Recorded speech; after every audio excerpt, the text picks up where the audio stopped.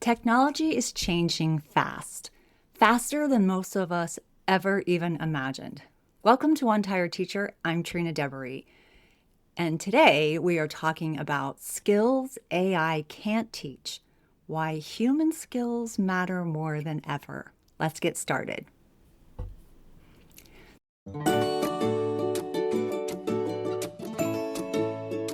So if you've been listening to this podcast, which is now also a YouTube show, so welcome if you're seeing me for the first time. But if you've listened for any length of time, you know that I'm not afraid of technology. I've spent most of my career exploring how technology can support learning as a teacher, as a student support specialist, as a media specialist. I even got a master's degree in educational technology. It's definitely one of the best gifts I've ever given myself. I've even created resources that teach children about AI or artificial intelligence. And I genuinely believe AI is here to stay. Although I really do hope we figure out how to not harm our planet with its existence. But today I want to talk about something that has been sitting in the back of my mind ever since I recorded last week's episode. So if you missed 302, check it out. Because the more I think about AI, the more I realize the most important things we teach has never been about the information. Anyone can share information. You don't even need a special to share information. The most important part of teaching is and has always been the people. And people are wonderfully messy, which brings me to something I like to call the 5 C's. Creativity, collaboration, critical thinking, community, and communication. And as a bonus, curiosity. These are the skills I believe matter more than they ever have. They've always been important, but I think they're even more important now. In fact, I would argue that as technology gets smarter, these skills become even more valuable. So let's start with creativity. AI can generate ideas. Lots of ideas, and very quickly, sometimes hundreds of ideas in seconds. But creativity isn't just producing something. Creativity is making connections. It's seeing possibilities. It's imagining something that doesn't exist yet. It's looking at a problem and asking, what if we try this instead? That's deeply human.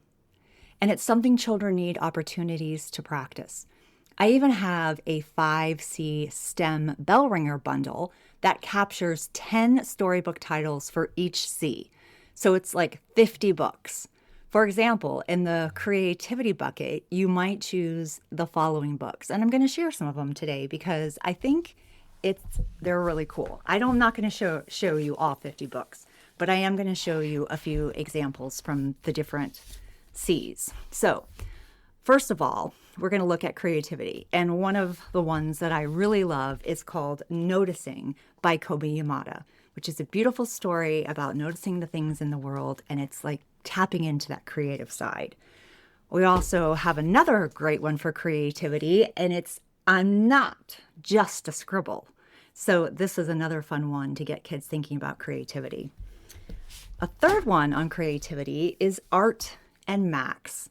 I mean, look at the cover, just the cover to start with, the conversations you could have about creativity from just this cover alone. All right, so each of those books, they have a STEM challenge based on the problem in the story. Kids get to practice these skills while also solving problems. You can grab it in my shop on TPT. I'll link to it below. And if you hear anything that you like in this video, be sure to hit the like button and share it with a friend. So let's move on to collaboration. AI can work with you as a collaborative partner, but it can't teach a child how to work through a disagreement with a teammate. It can't teach compromising. It can't teach listening. It can't teach the moment when two students finally figure out how to solve a problem together. Those skills happen in relationship, and relationship are where learning lives. Some of my favorite titles inside my STEM collaboration bundle are Hey Wall by Susan Verdi. Such a good one, especially when people are coming together for a purpose. Another one is Click Clack Moo, which is all about working together in order to overcome a problem that the cows are having with the farmer. Another one I love about collaboration is Stone Soup. This is such a great folktale that you can use in the classroom to show how just one small act of kindness can inspire a whole entire village. So those are just a few in the category. Critical thinking might be the one we hear about the most, especially right now, because here's the thing. AI can generate answers. If you've noticed in Google, now when you ask a question, it's not giving you resources to find the answer. It's telling you the answer. So we have to be 100% sure that it's giving us the right answer, because AI makes mistakes. It hallucinates. That's what it's called, hallucinating. And so we have to make sure it's accurate. We can't just take it as fact, as gospel, because that's not what it is. So thinking critically about the answers is an important step that we need to be able to take. It doesn't automatically generate the best judgment. Kids need to learn to ask questions like, is this accurate? Does this make sense? Who created this? What's missing? What perspective am I hearing? Those are critical thinking skills. And honestly, some adults, me included, could probably use a little bit more practice with those skills too. My critical thinking STEM storybooks bundle inside of the STEM Bell Ringers focuses on 3 of my favorite titles.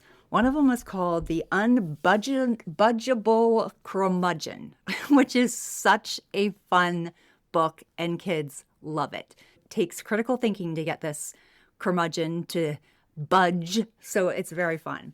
Another one that takes a lot of critical thinking is Dr. DeSoto by William Steig. This poor fox, he's got a toothache and he goes to the mice to actually fix the tooth. Now, Dr. DeSoto, he knows that something might be brewing and that the fox might actually decide to eat him, and he's got to think fast. How is he going to help the fox, but also not allow the fox to eat him? So that's the question. Those are really fun ones to do for critical thinking. Another one that I love, which is a simple one for younger kids, is Can I Play Too by Mo Willems. And this is a very sweet book. And some of the solutions kids can come up with for the problem in this story are really incredible. So that's a very fun thing to do. Remember, there are 10 titles focused on each of the C's inside of this resource, and I'm just showing you a few of them.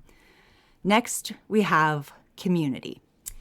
And this one feels especially important to me. You can either look at it as community or communication, which are a little bit different, but also have a lot of similarities. Because sometimes I worry that we're becoming more connected digitally while feeling less connected as human beings.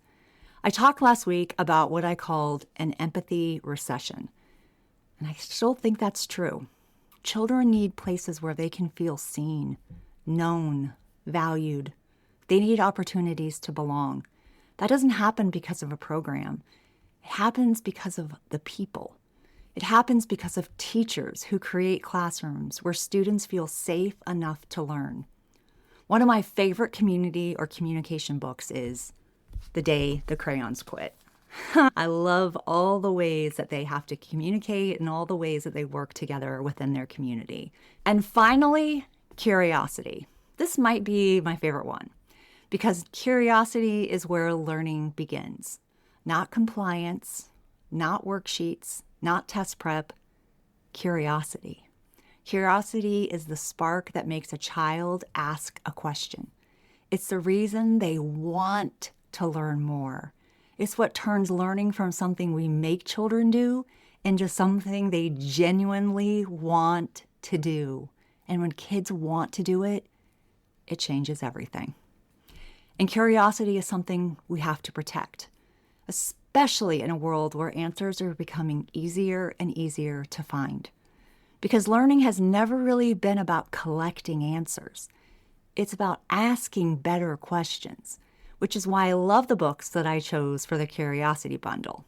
A few of my favorite titles are Questions, Questions, such a good one. The looking book. This is really fun, and a fun thing to do with this is an activity where you create glasses, the looking glasses, out of pipe cleaners. Let kids create glasses and then go discover the playground and the outside world in a whole new way. It feels like they have a superpower on. It's very fun. Another great one for curiosity is Ask Me.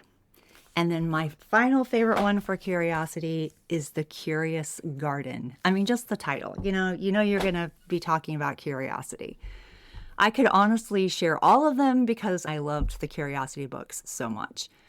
I created these STEM bell ringers as an alternative to traditional morning work. I wanted to focus on the 21st century skills with soft openers right at the start of the day.